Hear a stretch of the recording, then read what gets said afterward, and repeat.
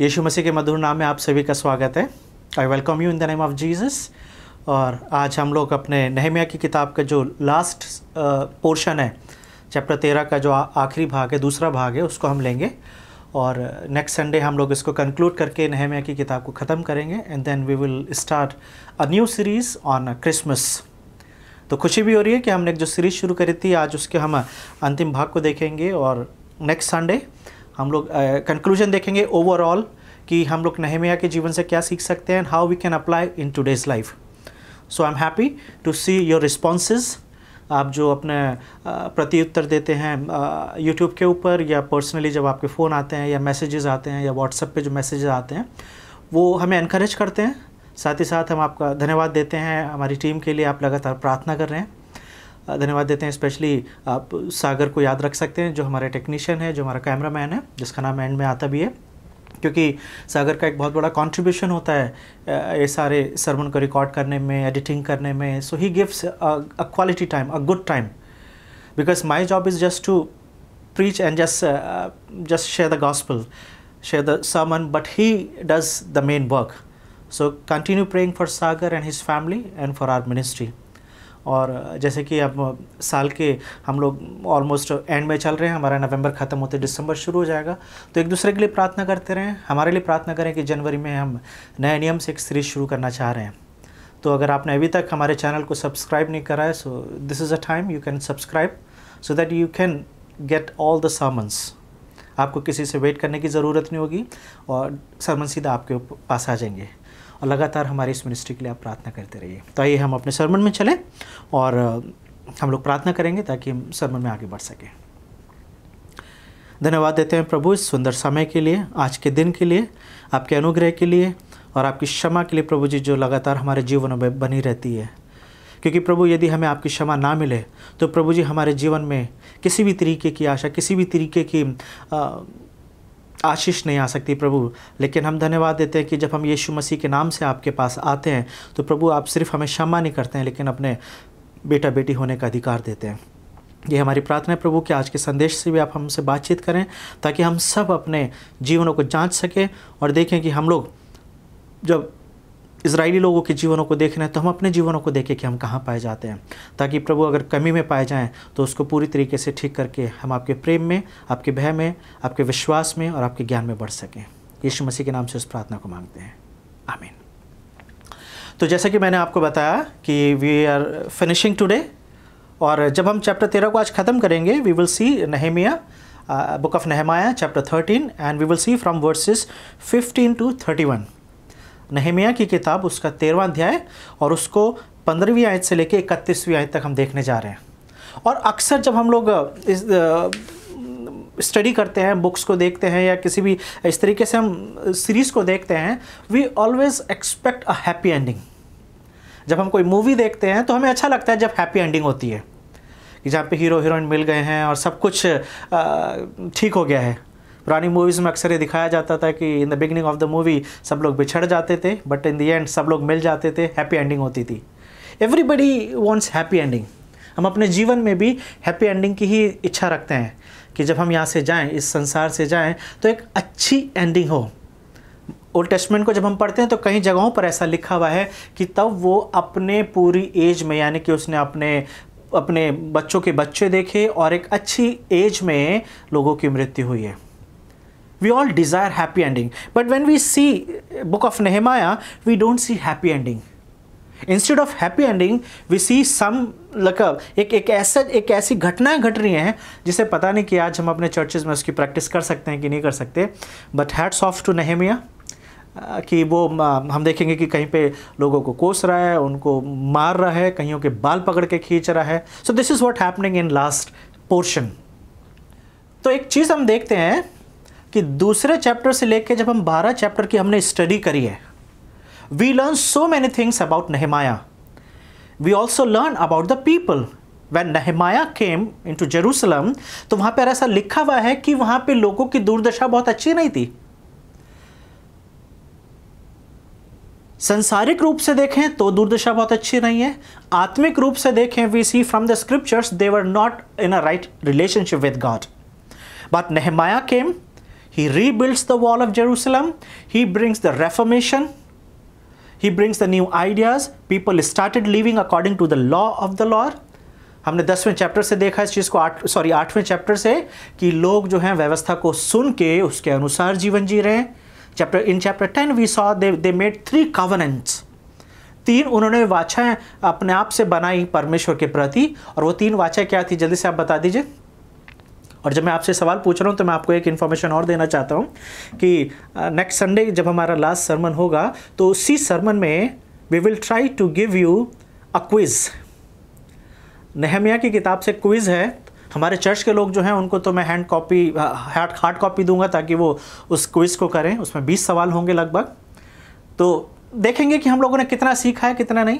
जो लोग रेगुलर सरमन सुन रहे हैं वो उन 20 क्वेश्चंस को आसानी से जवाब दे देंगे। ऑब्जेक्टिव्स वाले होंगे कि आपको टिक करना है कि 4 में से कौन सा आंसर सही है। केबीसी नहीं है, आप कुछ जीतेंगे नहीं, लेकिन हाँ ये है कि आपको खुद आप देख लेंगे कि आपको कितना याद है। So we will try to see कि if we can upload that a quiz on YouTube so that you can also see those questions.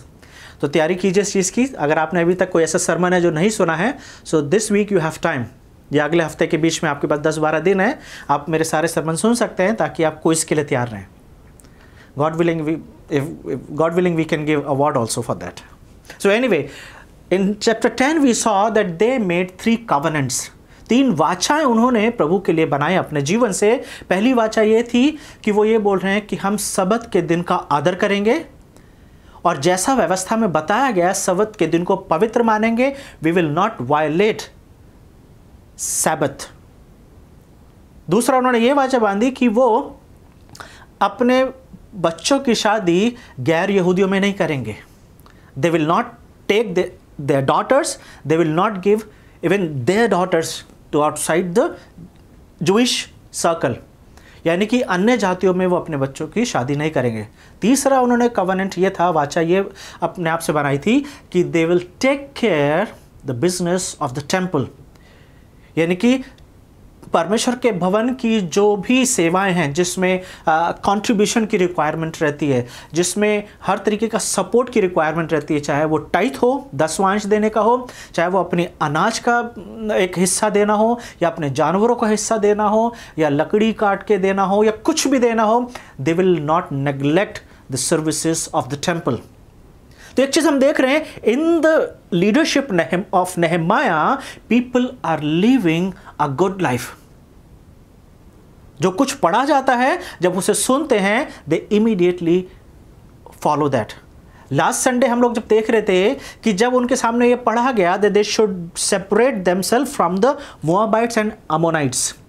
अमोनियों और मोआबी लोगों के साथ किसी भी तरीके से रिलेशनशिप नहीं रखना चाहिए था। तो 13वें चैप्टर के हमने पहले 3 आयतों में यही देखा, जैसे ही उन्होंने सुना immediately they separated themselves from these people. तो एक चीज देख रहे हैं कि जैसा जैसा इनके सामने आ रहा है दे आर ओबेइंग। लेकिन चैप्टर 12 और चैप्टर 13, खासतौर से चैप्टर 13 का दूसरा भाग जो है, यानी कि 4 से लेकर अगर हम आगे देखते हैं तो ऐसा लगता है कि नेहमाया इज गॉन। नेहमाया जो है एक लंबे समय के लिए चला गया है। और अगर आप कमेंट्रीज को देखेंगे या थोड़ा सा रिसर्च करेंगे कि 13वें चैप्टर की 4 वर्ष से लेकर जब हम आगे पढ़ते हैं तो ऐसा लगता है, किसी कमेंटेटर ने ऐसा भी बताया है कि कम से कम 10 से 12 साल का गैप है। So anyway we don't know how much, लेकिन ऐसा लगता है कि एक लंबा गैप है। और इस लंबे गैप के बाद जब नेहमाया वापस आता है तो उसने कुछ चीज़ें देखी हैं, कुछ प्रॉब्लम्स देखी हैं। और जैसे कि प्रॉब्लम क्या है कि वो लोग अन्य जातियों में शादियों की समस्या फिर से हो रही है। सबत के दिन को आज हम देखेंगे 15वीं आयत में कि सबत के दिन का फिर से वायलेशन किया जा रहा है। सबत के दिन बेचा और ख़रीदा जा रहा है, लोग बिजनेस कर रहे हैं, शादियों को लेके बातचीत हो रही है और परमेश्वर के भवन को नेग्लेक्ट किया जा रहा है। इन सारी चीज़ों को हम देखेंगे। लेकिन जब हम इन सारी चीज़ों को देखने जा रहे हैं so we have to ask one question, what is the real problem? Main समस्या क्या है यहाँ पे लोगों की? जब तक लीडर है तब तक एक अच्छी लीडरशिप की जा रही है, लोग उसकी लीडरशिप में सब कुछ अच्छे से चल रहे हैं, अच्छे से अपने जीवन को जी रहे हैं, and they are faithful to God and to their leaders. But जब नेहमाया नहीं है यहाँ पर सीन में, when Nehemiah goes back, so we see that people have gone back in their old life. जैसा चैप्टर 2 में नहमिया के आने से पहले जीवन जी रहे थे, 13वें चैप्टर में बिल्कुल वैसे ही दिख रहा है। So we can see their beginning, the book of Nehemiah's beginning and end is almost the same. लोग प्रभु के बिना जीवन जी रहे थे, एक ऐसा जीवन जी रहे थे जो परमेश्वर को पसंद नहीं आता है, और चैप्टर 13 में हम इन्हीं चीज़ों को फिर से देख रहे हैं। So what is the problem? अगर आपको चैप्टर 13 को 4 से लेके एंड तक 31वें आयत तक अगर आपको इसको कंक्लूड करना होगा, so what title you will give? What is the real problem? मुझे ऐसा लगता है the real problem is setting priority, और यही मेरा टाइटल है, सेटिंग प्रायोरिटी। प्राथमिकता निर्धारित करना उन्हें सीखना है। उन्हें यह सीखना है कि प्रायोरिटी कैसे सेट की जाती है, and what is the priority for every believer. अगर आपकी और अपनी मैं बात करूं, so what is our main priority? हमारे जीवन की प्राथमिकता क्या है? हमारे जीवन का सबसे महत्वपूर्ण काम क्या है? या अगर हम बाइबल की बात कर रहे हैं, नहमिया के लोगों की बात कर रहे हैं, what would be their first, what should be their first priority और रिस्पॉन्स इन देयर लाइफ? मुझे ऐसा लगता है कि पहले स्थान पर अगर कोई चीज़ हमारे जीवन में है तो वो है परमेश्वर। If God is not in first place in your life and in my life, if God is not in first place, अगर परमेश्वर पहले स्थान पे नहीं है आपके और मेरे जीवन में, तो इसका मतलब आपका और मेरा जीवन किसी भी रूप में सही तरीके से नहीं चल रहा है। क्योंकि यहां पर 13वें चैप्टर में we can see that they are violating the law of the Sabbath, they have forgotten the services for the temple. परमेश्वर के भवन के प्रति जो उनकी सेवाएं हैं, जो उनकी ज़रूरतें हैं पूरी करनी है, वो नहीं कर रहे हैं। तो आइए हम इसमें चलते हैं, इसको हम देखेंगे section by section. I will call sister Sushila, she will read book of नेहमाया chapter 13 from verses 15 to 31। Good morning church. आइए हम सब लोग पढ़ेंगे नेहमिया की बुक से, और उसका 13 अध्याय 15 से लेकर 31 वचन तक हम पढ़ेंगे। उन्हीं दिनों में मैंने यहूदा में बहुतों को देखा जो विश्राम दिन को हौदों में दाख रौंदते और पुलियों को ले आते और गधों पर लादते थे। वैसे ही वे दाख मधु, दाख, अंजीर और भांति भांति के बोझ विश्राम दिन को यरूशलेम में लाते थे। तब जिस दिन वे भोजन वस्तु बेचते थे, उसी दिन मैंने उनको चिता दिया। फिर उसमें सौरी लोग रहकर मछली और भांति भांति का सौदा ले आकर यहूदियों के हाथ यरूशलेम में विश्राम दिन को बेचा करते थे। तब मैंने यहूदा के रईसों को डांट कर कहा, तुम लोग यह क्या बुराई करते हो जो विश्राम दिन को अपवित्र करते हो? क्या तुम्हारे पुरखा ऐसा नहीं करते थे? और क्या तुम्हारे परमेश्वर ने यह सब विपत्ति हम पर और इस नगर पर न डाली? तो भी तुम विश्राम दिन को अपवित्र करने से इज़राइल पर परमेश्वर का क्रोध और भी भड़काते जाते हो। अतः जब विश्रामवार के पहले दिन को यरूशलेम के फाटकों के आसपास अंधेरा होने लगा, तब मैंने आज्ञा दी कि उनके पल्ले बंद किए जाएं, और यह भी आज्ञा दी कि वे विश्रामवार के पूरे होने तक खोले ना जाएं। तब मैंने अपने कुछ सेवकों को फाटकों का अधिकारी ठहरा दिया कि विश्रामवार को कोई बोझ भीतर आने ना पाए। इसलिए व्यापारी और भांति भांति के सौदे बेचने वाले यरूशलेम के बाहर 2-1 बार ठहरे। तब मैंने उनको चिता कर कहा, तुम लोग शहरपनाह के सामने क्यों टिकते हो? यदि तुम फिर ऐसा करोगे तो मैं तुम पर हाथ बढ़ाऊंगा। इसलिए उस समय से वे फिर विश्रामवार को नहीं आए। तब मैंने लेवियों को आज्ञा दी कि अपने को शुद्ध करके फाटकों की रखवाली करने के लिए आया करो, ताकि विश्राम दिन पवित्र माना जाए। हे मेरे परमेश्वर, हे मेरे हित के लिए यह भी स्मरण रख और अपनी बड़ी करुणा के अनुसार मुझ पर तरस खा। फिर उन्हीं दिनों में मुझको ऐसे यहूदी दिखाई पड़े जिन्होंने अशदोदी, अम्नोनी और मुआबी स्त्रियों को ब्याह ली थी। उनके बच्चों की आधी बोली अशदोदी थी और वे यहूदी बोली न बोल सकते थे, दोनों जाति की बोली बोलते थे। तब मैंने उनको डांटा और कोसा और उनमें से कुछ को पिटवा दिया और उनके बाल नुचवाए और उनको परमेश्वर की यह शपथ खिलाई, हम अपनी बेटियां उनके बेटों के साथ ब्याह में न देंगे और ना अपने लिए या अपने बेटों के लिए उनकी बेटियां ब्याह में लेंगे। क्या इज़राइल का राजा सुलेमान इसी प्रकार के पाप में न फंसा था? बहुतेरी जातियों में उसके तुल्य कोई राजा नहीं हुआ और वह अपने परमेश्वर का प्रिय था और परमेश्वर ने उसे सारे इज़राइल के ऊपर राजा नियुक्त किया, परंतु उसको भी अन्य जाति स्त्रियों ने पाप में फंसाया। तो क्या हम तुम्हारी सुनकर ऐसी बड़ी बुराई करें कि अन्य जाति की स्त्रियों से विवाह करके अपने परमेश्वर के विरुद्ध पाप करें? एलियाशीब महायाजक के पुत्र योयादा का एक पुत्र होरोनी संबलत का दामाद था, इसलिए मैंने उसको अपने पास से भाग दिया। हे मेरे परमेश्वर, उनको स्मरण रख, क्योंकि उन्होंने याजक पद और याजकों और लेवियों की वाचा को अशुद्ध किया है। इस प्रकार मैंने उनको सब अन्य जातियों से शुद्ध किया और एक एक याजक और लेविये की बारी और काम ठहरा दिया। फिर मैंने लकड़ी की भेंट ले आने के विशेष समय ठहरा दिए और पहली पहली उपज के देने का प्रबंध भी किया। हे मेरे परमेश्वर, मेरे हित के लिए मुझे स्मरण रख। परमेश्वर अपने वचन के पढ़े और सुने जाने पर आशीष करे। Thank you sister Sushila. तो जैसा कि आप अपने साथ बाइबल खोल के बैठे हुए हैं, now listening, I want you to just follow the section by section. तो जैसे कि आपके सामने पढ़ा गया 15वीं वाइस थे, तो वहाँ पे ऐसे लिखा हुआ है, उन्हीं दिनों में मैंने यहूदा में बहुतों को देखा जो विश्राम दिन को हौदे में। तो एक चीज़ देख रहे हैं कि 15वीं वर्ष को जब हम पढ़ते हैं, मैं आपको पढ़ नहीं रहा क्योंकि अभी आपके सामने पढ़ा गया है, to save time we will just talk about the verses. 15वीं वर्ष में सीधा इसी बात से शुरू हो रहा है that they are not careful about the Sabbath. सबत के दिन उनके लिए बहुत इंपॉर्टेंट नहीं है। सबत के दिन बेचा और खरीदा जा रहा है, सबत के दिन बिजनेस किया जा रहा है, और वो जो वाचा उन्होंने कुछ समय पहले बनाई थी 10वें चैप्टर में, वो सारी वाचाएं वो भूल चुके हैं। उन्हें नहीं है याद कि सबत के दिन को क्या करना है।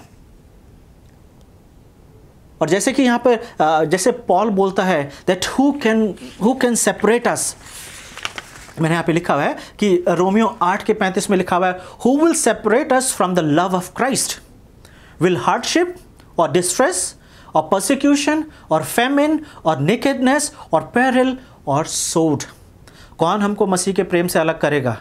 क्या कलेश, क्या संकट, क्या उपद्रव, क्या अकाल, क्या चंगाई, या जोखिम, या तलवार? कौन सी चीज़ हमें परमेश्वर के प्रेम से अलग कर सकती है? Paul is asking, who can separate me from the love of Christ? क्या आपके जीवन में कोई ऐसी चीज पाई जाती है जिसे देख के आप ये कह सकते हो that this is more important than the Christ in my life?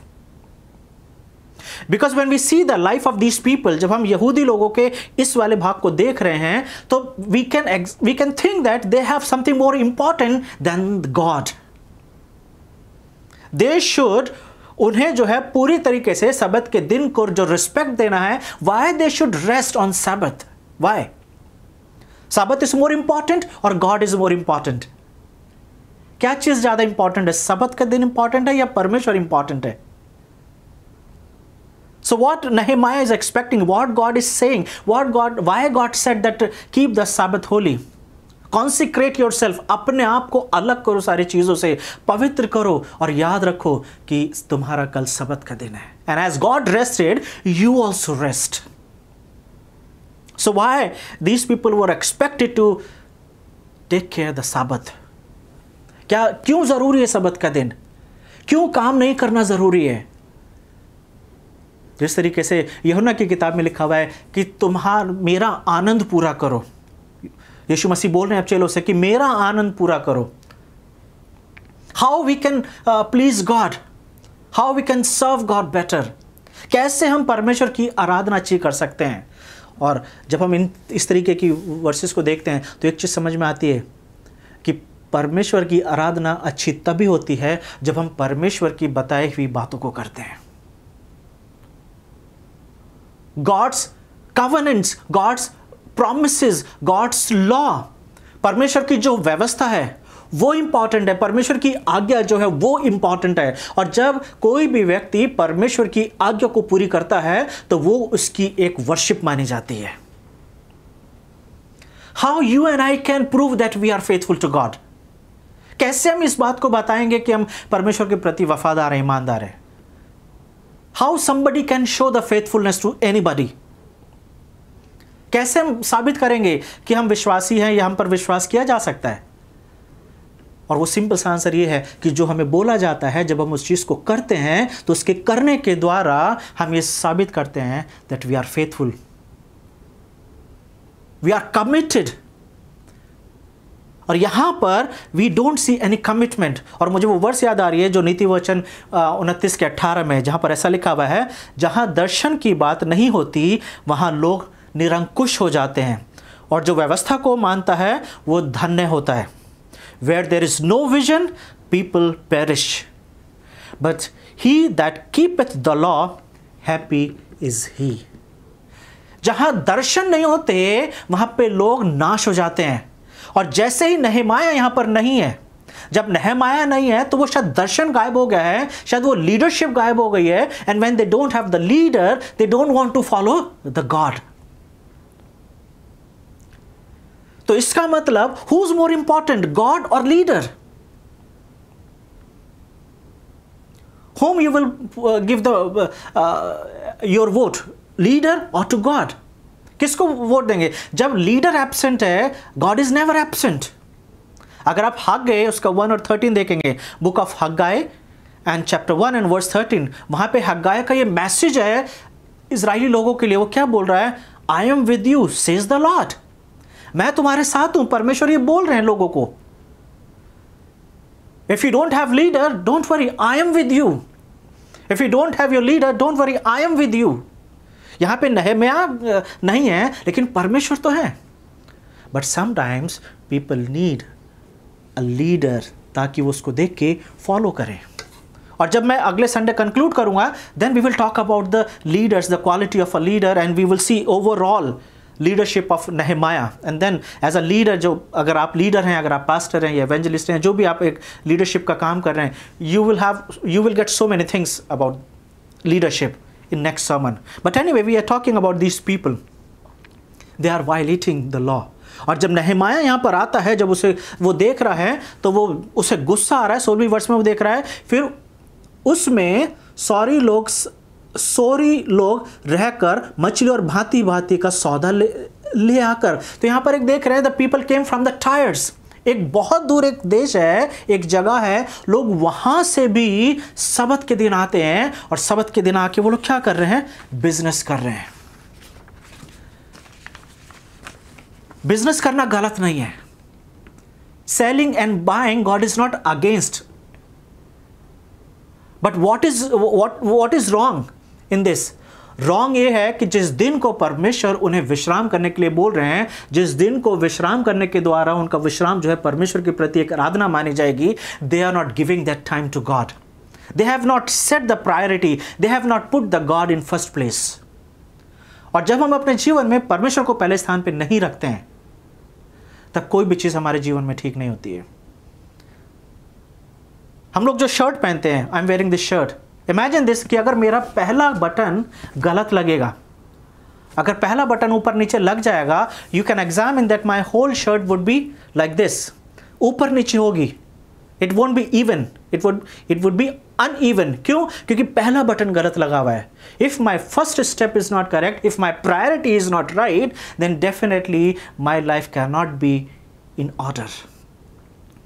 और नहम्याह महापुरुष ने यही बताना चाह रहा है कि परमेश्वर के प्रति ईमानदार रहना है। लेकिन जब नहम्याह ने बहुत सिखा चुका है, तो यहाँ पे लिखा हुआ है 7वें वर्ष में, तब मैंने यहूदा के रईसों को डांट कर, हमने देखा था इससे पहले भी, अगर आप मेरे साथ देखेंगे तो उस 11वें वर्ष में लिखा हुआ है कि तब मैंने हाकिमों को डांट लगाई। जब वो लोग व्यवस्था की बातों के अनुसार जीवन नहीं जी रहे थे, when they stop giving their portions, जो उन्हें सपोर्ट करना है, अपना टाइट और अपना जो अपना फ्रूट्स का और अपने अनाज का जो हिस्सा देना है, जब वो नहीं दे रहे हैं, तो 11वीं वर्ष में नहम्याह जो है डांट लगा रहा है। इससे पहले हमने देखा था 6ठे वर्ष चैप्टर के अंदर कि नहम्याह जो लोगों को डांट लगा रहा है। अभी फिर से हम देख रहे हैं 7वीं वर्ष में कि उसने वहाँ के रईसों को बुलाया और उनको डांट लगा रहा है। और क्या डांट लगा रहा है? तुम लोग यह क्या बुराई करते हो जो विश्राम दिन को अपवित्र करते हो? क्या तुम्हारे पुरखा ऐसा नहीं करते थे? और क्या हमारे परमेश्वर ने यह सब विपत्ति हम पर और इस नगर पर नहीं डाली? So Nehemiah is giving them the reminder. क्यों? क्योंकि इससे पहले के लोग जो थे, जब वो व्यवस्था को नहीं मान रहे थे, जब वो परमेश्वर के बताए हुए नियमों को नहीं मान रहे थे, तो परमेश्वर ने उन्हें ताड़ना दी थी, परमेश्वर उन्होंने उन्हें पनिश किया था और बहुत तरीके के पनिशमेंट हुआ था। उनके ऊपर अकाल भी आया था, उनके ऊपर अटैक हुआ था, पड़ोसी मुल्कों ने अटैक करके उनको बंदवाई में बनाया था। And finally they were sent to Babylon. Why? Because they were not living according to the law. और फिर से अभी जब कितना टाइम हुआ इन्हें वापस आए हुए, हो सकता है शायद ये 20 या 25 साल हुए इन्हें बेबीलोन से वापस आए हुए, but once again they are living the same life. परमेश्वर का भय नहीं है। God is not in first place in their life. और जब आप ये सरमन सुन रहे हैं, think about your life. Can you say that Jesus is in first place in my life? कि प्रभु यीशु मसीह मेरे लाइफ में पहले स्थान पर आते हैं। यहाँ पे लिखा हुआ है उसके बाद 18वें वर्ष से, क्या तुम्हारे पुरखा ऐसा नहीं करते थे? क्या हमारे परमेश्वर ने यह सब विपत्तियाँ डालकर हमें नगर पर ना डाली? और तो भी तुम विश्राम दिन को अपवित्र करने से इज़राइल पर परमेश्वर का क्रोध और भी भड़काते हो। तो नहम्याह लोगों को डांटते हुए इस चीज़ को बता रहा है कि जब हम ऐसा कर रहे हैं, वी आर प्रोवोकिंग गॉड। हम परमेश्वर को उकसा रहे हैं कि वो हमें फिर से प्रताड़ित करे, फिर से हमें ताड़ना दे, फिर से हमें पनिश करे। और इससे पहले एजरा की वर्ड्स हम देख रहे थे, जब एजरा प्रार्थना कर रहा था 10वें चैप्टर में, तो वहां पे एजरा के ये वर्ड थे कि हम बहुत कुछ सह चुके हैं। We have tolerated so many things Lord, it's enough. बहुत हो गया, बहुत कुछ सह लिया हमने। एक तरफ एजरा की ये प्रार्थना है, एक तरफ लोगों का कमिटमेंट भी दिखाई दे रहा है, लेकिन दूसरी तरफ लोग बहुत जल्दी अपने कमिटमेंट को भूल जाते हैं। क्या रीज़न है? क्या चीज़ हम देख सकते हैं इन बातों में? अभी हम और इसके बारे में बात करेंगे, लेकिन जब हम 19वीं वर्ष से देखते हैं, वहाँ पे लिखा है, अंततः जब विश्राम दिन के पहले दिन को यरूशलेम के फाटक के आसपास अंधेरा होने लगा। अब नहम्याह यहाँ पर he is using his power. He is using his power as a governor। और उसने क्या देखा कि जब उसके सामने फिर से जब सब्त का दिन आने लगा, तो उसने दरवाजे बंद कर दिए और वहां पे सिर्फ दरवाजों पे जो पहरेदार जो पहले बैठे थे, सिर्फ वो ही नहीं भेजे, बल्कि उसके अपने लोग, उसके अपने पर्सनल जो लोग थे, उसके जो बॉडीगार्ड्स रहे होंगे, maybe his own people, he placed them at the gate. और उसने बोला कि ध्यान रखना कि ये दरवाजे ना खुलें और कोई भी बाहर की चीज़ अंदर ना आए, सब्त के दिन खास तौर से। और सिर्फ यही नहीं, वहाँ पर ऐसा भी लिखा हुआ 19 और 20 की 20वीं वर्ष को जब देखते हो कि वहाँ पे जब कुछ व्यापारी थे, जब उनकी प्रैक्टिस में था कि सब्त के दिन चीज़ें बेचनी है, when they came once again और उन्होंने देखा कि दरवाज़ा बंद है, दे स्टार्टेड वेटिंग आउटसाइड। वो वहाँ पर बैठ गए ताकि वहाँ पर वो इंतज़ार करेंगे। और नहम्याह ने उन्हें क्या बोला? तब मैंने उनको चिताकर कहा, तुम लोग शहरपनाह के सामने क्यों टिके हो? 21वें वर्ष में पढ़ रहा हूँ। यदि तुम फिर ऐसा करोगे तो मैं तुम पर हाथ डालूंगा। सीधी सीधी एक लीडर की एक धमकी, एक वार्निंग कि अगर सब्त के दिन के समय अगर तुम मुझे फिर से दिखाई दिए कि तुम यहां पर बिजनेस करने आए, तो हाथ डालूंगा का मतलब क्या है? आई विल अरेस्ट यू और I will take any action against you. क्यों? क्योंकि तुम जो हो यहां पर आके बिजनेस कर रहे हो और तुम्हें देख के हमारे लोग भी बिजनेस कर रहे हैं। और यहां पे ऐसा लिखा हुआ 22वें वर्ष में, तब मैंने लेवियों को आज्ञा दी कि अपने अपनों को शुद्ध करके फाटकों की रखवाली करो। ना who is looking after the gates? It's the Levites, not only the gate keepers. Because for implementation, force sometimes required, power sometimes required, and that we can see in this section. कि सिर्फ gate keepers नहीं है, लीवाइट्स को उसने बोला अपने आप को शुद्ध करो, purify yourself and then guard the gates. and make sure that nobody should come inside. और जैसे व्यवस्था है उसके अनुसार वैसे ही सब्त के दिन को मानना है। और फिर एक इम्प्लीमेंटेशन हम देख सकते हैं कि सब्त के दिन को कैसे मनाया जा रहा है। We can see the leadership of Nehemiah. When we move on, we see कि 23वें वर्ष में लिखा हुआ है, फिर उन्हीं दिनों में मुझको ऐसे यहूदी दिखाई पड़े जिन्होंने अशदोदी, अम्मोनी और मोआबी स्त्रियां ब्याह ली थी। So first problem we saw that they were violating the law of Sabbath. Second problem we see marriage, कि अन्य जातियों में, गैर यहूदियों में शादियां करी हुई थी और उनके बच्चे भी थे।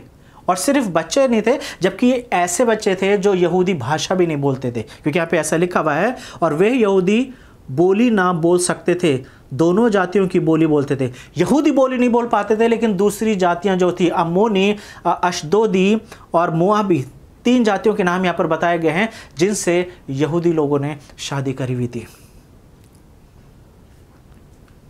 और एक जो डेंजरस वर्ड्स है, जो मुझे नहीं पता आज हमारे लीडर्स, आज के समय में हमारे pastors, whether they can use this kind of authority और नॉट। यहाँ पे लिखा हुआ है, तब मैंने उनको डांटा, कोसा और उनमें से कुछ को तो पिटवा दिया, कुछ को तो अच्छे से पिटाई भी हो गई है।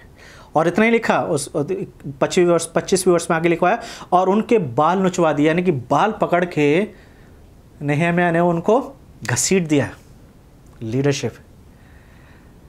Don't ask me the question whether this is right और रॉन्ग, क्योंकि यहाँ पे ये नहीं बताया हुआ कि उसने सही करा कि गलत क्या है, but we can see the leadership of नेहम्याह।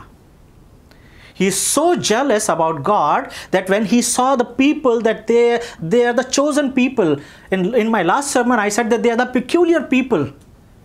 ये बहुत ही खास लोग हैं, स्पेशल लोग हैं, परमेश्वर ने इन्हें चुना है। Through Abraham God made a people for his own, जिनके द्वारा वो पूरी मानव जाति को अपना प्रेजेंटेशन दे सके, because they were the people who were bringing the blessings to whole generations.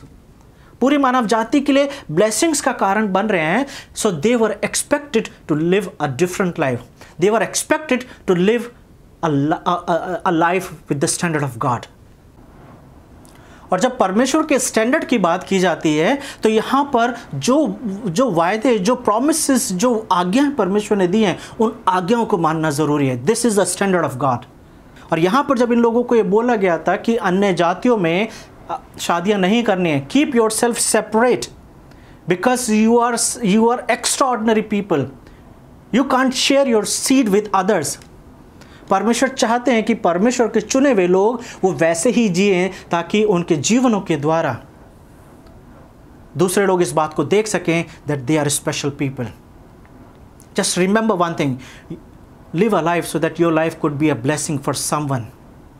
एक ऐसा जीवन जीने की ज़रूरत है जो दूसरों के लिए आशीष का कारण बन सके। और ऐसा जीवन जीने के लिए जब हम परमेश्वर के वचनों के अनुसार अपने जीवन को जीते हैं, जब परमेश्वर के भय में अपना जीवन जीते हैं, when we are so fearful, when we are so mindful of God, and when we live a life like that, it becomes the blessing for us and the people who are around us. जब हम परमेश्वर के वायदों के अनुसार अपने जीवन को जीते हैं तो वो हमारे लिए आशीष का कारण बनता है, और सिर्फ हमारे लिए नहीं, हमारे आसपास के लोगों के लिए आशीष आती है। और यहाँ पर हम देख सकते हैं कि वी कैन सी दैट 25वीं वर्ष में लिखा हुआ है that Nehemiah contented with them and the curse them and struck them and pulled their hair. उनको डांट लगाता है, उनको कोसता है, उनको पीटता है और उनके बाल पकड़ के नोच रहा है। आज पास्टर्स कर सकते हैं ऐसा कि नहीं कर सकते, but we can see that Nehemiah is doing. और सिर्फ नेहमाया नहीं, अगर हम थोड़ा सा और पीछे जाएंगे, we can remember the Moses. जब मोजेस कुछ समय के बाद जब वो पहाड़ से नीचे उतरा तो जब उसने क्या देखा वहाँ पे कि लोगों ने सोने का एक बछड़ा बनाया हुआ है, और वहाँ पर उस वक्त मूसा को गुस्सा आ गया था और उसने तख्तियाँ पलट दी और तख्तियाँ तोड़ दी जो परमेश्वर ने लिख के दी थी। And we see the almost same kind of anger. We see the similar anger in Jesus कि जब यीशु मसीह टेम्पल में जाते हैं और उन्होंने वहाँ पर देखा कि बिजनेस हो रहा है और लोग जो है परमेश्वर के भवन को डाकुओं की खो बनाया हुआ है, तो यीशु मसीह का गुस्सा वहाँ पर देख सकते हैं कि उन्होंने कोड़ा बनाया, लोगों को मारना शुरू कर दिया और जो तख्ते थे वो सब पलट दिए। तो जैसे नीति वचन बताता है कि गुस्सा तो करो लेकिन पाप मत करो। There is no problem in anger, but there is a problem when we commit sin in anger.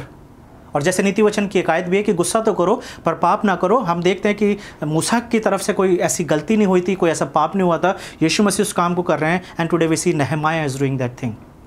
We are not justifying Nehemiah, but one thing we can see that this is the zeal for God in Nehemiah. This is the love for God that कि Nehemiah के जीवन में परमेश्वर के प्रति वो प्रेम देखने को मिल रहा है, परमेश्वर के प्रति वो आग देखने को मिल रही है कि जब वो परमेश्वर के ही चुने हुए लोगों को गलती करते हुए देख रहा है तो वो सिर्फ डांट नहीं रहा है, वो सिर्फ कोस नहीं रहा है, बल्कि पीटता भी है और बाल पकड़ के कईयों को घसीटता है। क्यों वो ऐसा कर रहा है? Why he is doing this? And then we can read the explanation. 26वीं वर्ष से वो बहुत बता रहा है, क्या इजराइल का राजा सुलेमान इसी प्रकार के पाप में ना फंस गया? So he is giving the best example of Solomon, and when he is talking about Solomon, he is giving some clarifications, he is giving some qualities, one good thing and one bad thing of Solomon. पहली चीज कि Solomon जो wisest था, he was the wisest and the most blessed man, सबसे ज़्यादा ज्ञानी, समझदार और सबसे ज़्यादा आशीषित पाया हुआ व्यक्ति था सोलोमन। लेकिन उसका गलती, उसका पाप करने का रीज़न क्या था? What was the problem? Why he committed sin? जब उसने परमेश्वर की व्यवस्था का उल्लंघन करा और अन्य जातियों की स्त्रियों से जब उसने शादी कर ली तो उन स्त्रियों ने आके सोलोमन का मन जो था वो परमेश्वर से दूर कर दिया।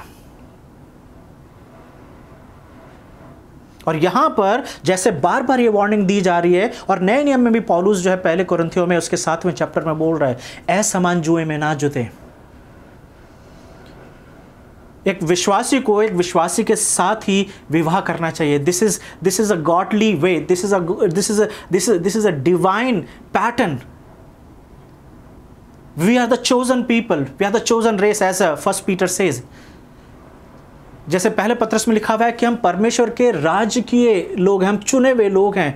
तो हम जब हम इस संसार में जी रहे हैं और जब हम विवाह की बात आती है तो बाइबल स्पष्ट रूप से बताती है कि हमें एक विश्वासी को एक विश्वासी के साथ विवाह करना चाहिए।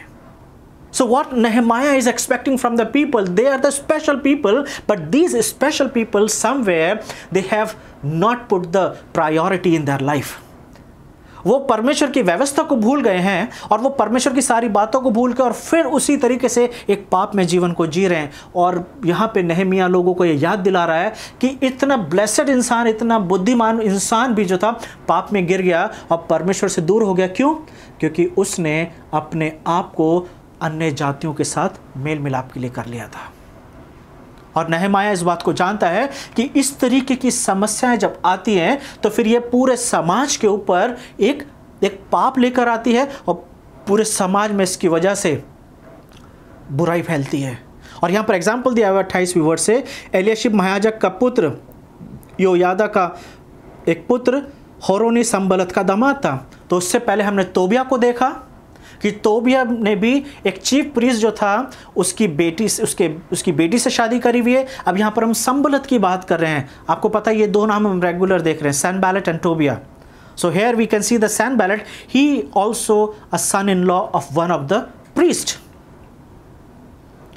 तो ये जो बुराई जो लोगों में पाई जा रही है, इस बुराई को लेके नेहमिया को गुस्सा आ रहा है। We don't see happy ending hair.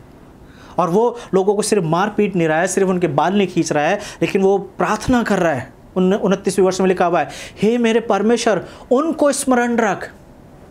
अगर आप पूरे नेहमिया की चैप्टर को देखेंगे, नेहमिया की बुक को देखेंगे, you will see in 13 chapters we find 10 times Nehemiah is praying in 13 chapters. 10 अध्यायों में नेहमिया जो है कम से कम 13 अध्यायों में नेहमिया कम से कम 10 बार प्रार्थना कर रहा है। और इस 10 बार में से 4 प्रार्थना यानी कि 4 prayers are recorded in chapter 13। पहले 14वीं वर्ष में उसने प्रार्थना करी थी। क्या प्रार्थना करी थी 14वीं वर्ष में? हे मेरे परमेश्वर मेरा यह काम मेरे हित के लिए स्मरण रख, और जो सुकर्म मैंने अपने परमेश्वर के भक्तों और उनकी आराधना के विषय में किया है उसे मिटाना डालना। फिर 22वीं वर्ष में वो प्रार्थना कर रहा है, जब वो लोगों को देख रहा है कि लोग जो हैं सबत के दिन को सही से नहीं मान रहे हैं, तो वहाँ पे फिर से वो प्रार्थना कर रहा है 22वीं वर्ष में, हे मेरे परमेश्वर, मेरे हित के लिए यह भी स्मरण रख और अपनी बड़ी करुणा के अनुसार मुझ पर तरस खा। फिर 29वीं वर्ष में वो प्रार्थना कर रहा है, जैसे मैंने भी आपके सामने पढ़ा, हे मेरे परमेश्वर, उनको स्मरण रख क्योंकि उन्होंने याजक पद और याजकों और लेवियों की वाचा को अशुद्ध किया है। So we can see somewhere Nehemiah is praying for himself and somewhere he is praying for the people. जब वो अपने लिए प्रार्थना कर रहा है, और जब हम इस तरीके के वर्ड्स पढ़ते हैं जहाँ पे नेहमाया ये बोल रहा है, ओ गॉड रिमेंबर मी, हे मेरे परमेश्वर मुझे स्मरण कर, तो वहाँ पर ये नहीं बोलना चाह रहा है वो कि परमेश्वर आप मुझे शायद भूल जाएंगे, but he is praying for the favour, he is praying for God's mercy. वो परमेश्वर की दया के लिए, परमेश्वर के अनुग्रह के लिए प्रार्थना कर रहा है। और जो जो काम उसने करे हैं यरूशलेम में, चाहे वो शहरपना बनाना, चाहे वो उनके अंदर रिवाइवल लेकर आना, चाहे वो उनके जीवनों को बदलाव लेकर आना, उन सब के लिए वो प्रार्थना कर रहा है। लेकिन 13वें चैप्टर के 29 और 30वीं वर्ष में जो वो प्रार्थना कर रहा है, उस प्रार्थना में यहाँ पर एक चीज़ दिख रही है। क्या लिखा हुआ है 30वीं वर्ष में, इस प्रकार मैंने उनको सब अन्य जातियों से शुद्ध किया और एक एक याजक और लेवी की बारी का काम दिया। और 31 वर्ष में लिखा है, फिर मैंने, और 31वें वर्ष का जो आखिरी भाग है उसमें लिखा हुआ है, हे मेरे परमेश्वर, मेरे हित के लिए मुझे स्मरण कर। ही is praying for these people. क्यों? क्योंकि उसे पूरा पता है कि ये लोग फिर से मेरे जाने के बाद, ये मेरी एब्सेंस में, ये फिर से परमेश्वर की बातों को भूल जाएंगे। They will forget their promises, they will forget their covenants, and they will go back to their sinful life. वो उनके लिए जब प्रार्थना कर रहा है तो वो अपने काम के लिए प्रार्थना कर रहा है। वो कह रहा है कि मेरा काम तभी ही ब्लेसेड होगा जो मैंने काम करा है, जो वो काम इनमें बना रहेगा। This is his desire. This is his prayer for the people of Jerusalem. वो लोगों के लिए भी प्रार्थना कर रहा है। क्यों? क्योंकि उसे पता है कि लोग जो हैं अपनी बातों पे नहीं टिके रहेंगे, लोग फिर से जो हैं परमेश्वर को छोड़ के चले जाएंगे। 13 चैप्टर्स के अंदर 10 बार नेहमिया ने प्रार्थना करी है। So one thing we can see that Nehemiah is a man of God. He is a man of prayer. जो भी कुछ वो कर रहा है वो उसके साथ प्रार्थना कर रहा है। लेकिन एक चीज़ जो है जिसको हमें देखने की ज़रूरत है वो ये है कि जैसे कि हमने देखा, प्रायोरिटी को सेट करना पड़ेगा। और प्रायोरिटी में हमें क्या चीज़ पहले स्थान पे रखना है। और जिस तरीके से Romans chapter 8 and verse 3, this is the most important words for today. Romans chapter 8 and verse 3, among other places, for what the law could not do in that it was weak through the flesh, God did by sending his own son Jesus in the likeness of sinful flesh. क्योंकि जो काम व्यवस्था शरीर के कारण दुर्बल होकर ना कर सकी, उसी को परमेश्वर ने किया, अर्थात अपने ही पुत्र को पाप में शरीर की समानता में और पाप के बलिदान होने के लिए भेजकर शरीर में पाप पर दंड की आज्ञा दी।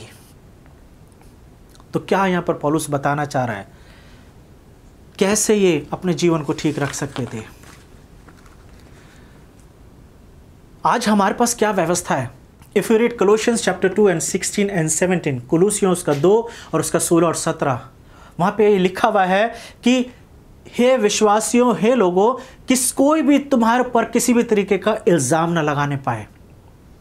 So as a believer, it is your job and my job that we should live such a life that nobody should raise finger on our characters. परमेश्वर की बातों के अनुसार हम अपने जीवन को जीने की ज़रूरत है। और क्योंकि हमारे पास व्यवस्था क्या है? We have one thing. और क्या है वो चीज़? क्योंकि जिस तरीके से व्यवस्था के अनुसार नहीं जी पा रहे थे, और उस व्यवस्था को पूरा करने के लिए प्रभु यीशु मसीह आए। और प्रभु यीशु मसीह ने, जैसे मैथ्यू चैप्टर 5 एंड वर्स 17, जहाँ पे यीशु मसीह बोले, I have not come to abolish the law, but I have come to fulfill the law. जो व्यवस्था लोग पूरी नहीं कर पा रहे थे, जिस व्यवस्था को लोग पूरा नहीं कर पा रहे थे, नहीं मान पा रहे थे, यीशु मसीह आए ताकि उस व्यवस्था को पूरा करें। और आज अगर आपके और मेरे जीवन में अगर कुछ है, how we can save ourselves? Not by the law. हम व्यवस्था के अनुसार अपने आप को शुद्ध नहीं रख सकते हैं, but we have been given the Jesus. यीशु मसीह हमें दिए गए हैं जिन्होंने व्यवस्था को पूरा करा है, व्यवस्था के अनुसार जीवन जी के उसे पूरा करा है। तो अगर आज आपको और मुझे अपने जीवन को ठीक तरीके से चलाना है, we have to live by the spirit and we have to walk by the spirit. This is the grace of God. ये परमेश्वर का एक अनुग्रह है कि आपको और मुझे प्रभु यीशु मसीह दिए गए हैं, वरना हमारे साथ भी शायद वो प्रॉब्लम हो सकती थी कि व्यवस्था की बातों को शायद हम ना मान पाते। So this is the grace that you and I are living. We are living under grace. हम एक ऐसे अनुग्रह में जी रहे हैं जिसमें हमें व्यवस्था को मानने की जरूरत नहीं है। अनुग्रह में जीने का मतलब यह है that we have more responsibility than these people. जैसे पौलुस बोल रहा है, क्योंकि मुझे अनुग्रह मिला है तो क्या मैं पाप पे पाप करता चला जाऊं? Maybe we don't have the law but we have grace, so you have to be mindful of the grace. Don't take your grace for granted. अपने अनुग्रह को ऐसे ही ना ले लें, क्योंकि हमारा परमेश्वर जलन रखने वाला है, हमारा परमेश्वर न्याय करने वाला है, और हमारा परमेश्वर से कोई भी चीज़ छुप नहीं सकती है। And the time will come when you and I will stand in front of God to give account for our life. They don't have happy ending, but what about you and me? किस तरीके की ending आप और मैं कर सकते हैं? किस तरीके की एंडिंग परमेश्वर आपसे और मुझसे चाहते हैं? I'm so happy that today we are finishing this book. We have learned so many things. हमने बहुत कुछ सीखा है। हमने देखा इजरायली लोग किस तरीके से जीवन जी रहे हैं, और पैरेलली हम लोग अपनी बात भी कर रहे थे। वहाँ पे नहम्याह उन्हें डांट लगा रहा है, और यहाँ पर हमारे पास भी एक हमारे सामने भी एक निर्णय है, हमारे सामने भी एक जीवन है, और हमें देखना है कि किस तरीके का जीवन हम जी रहे हैं। क्या हम ये बोल सकते हैं कि हम अपने आप को अलग रख के जी रहे हैं? Because we are chosen people, because we know that we are God's extraordinary people. क्या हम इस उम्मीद के साथ, इस विश्वास के साथ अपने जीवन को जी रहे हैं? क्या ऐसा जीवन तो नहीं जी रहे हैं कि जिसके ऊपर उंगली उठाई जा सकती है? You know about your life, I know about my life. और परमेश्वर यही चाहते हैं कि हम अपने जीवनों को वैसा बनाएं जैसा वो चाहते हैं, ताकि जब यीशु मसीह आए तो हम उनके साथ बादल पर उठाए जा सके। So this is my humble request, this is my prayer for you. Examine your life. हम इनके जीवनों से सीख सकते हैं। आइए हम प्रार्थना करें। प्रभु, हम आपका धन्यवाद देते हैं आज के वचन के लिए, जिसके द्वारा प्रभु आपने हमसे बातचीत करी। हम धन्यवाद देते हैं प्रभु कि बहुत कुछ हमें सीखने को मिलता है प्रभु। जब हम दूसरे लोगों को देखते हैं, हम सीख सकते हैं प्रभु कि कैसा हमें जीवन जीना चाहिए, क्या आप हमसे अपेक्षा करते हैं। यीशु मसीह ने कैसा जीवन जी के दिखाया, और हम किस तरीके का जीवन जी रहे हैं। ये मेरी प्रार्थना है प्रभु। हम सब कमी में पाए जाते हैं। हम सबको प्रभु जी आपकी दया की और आपके अनुग्रह की ज़रूरत है प्रभु। हमारी मदद करें प्रभु, ताकि हम प्रतिदिन, हर एक दिन प्रभु, एक ऐसे जीवन को जिएं जो आपको पसंद आने पाए। यीशु मसीह के नाम से इस प्रार्थना को मांगते हैं, आमीन। मैं धन्यवाद देता हूँ आपका सारे कंट्रीब्यूशंस के लिए, आपकी प्रार्थनाओं के लिए। और अगले संडे हमारा एक कंक्लूडिंग मैसेज होगा, और उसके बाद हम लोग नहम्याह की किताब को ख़त्म कर देंगे। और जैसे मैंने बताया क्विज़ के बारे में, क्विज़ हम कोशिश करेंगे कि हम लोग अपने जो डिस्क्रिप्शन है मैसेज का, उसमें क्विज़ डाल दें। आप अपने आप को चेक कर सकते हैं कि आप कहाँ पे पाए जाते हैं। और हमारे लिए प्रार्थना करते रहें, क्योंकि इसके बाद हम क्रिसमस की एक सीरीज़ शुरू करना चाहते हैं। और अगर आपने अभी तक सब्सक्राइब नहीं करा है तो सब्सक्राइब ज़रूर करें, और दूसरों को मैसेज ज़रूर फॉरवर्ड करें, ताकि और लोग भी सीख सकें। And you can send your feedbacks in the comments. Thank you very much. Have a wonderful week. God bless you.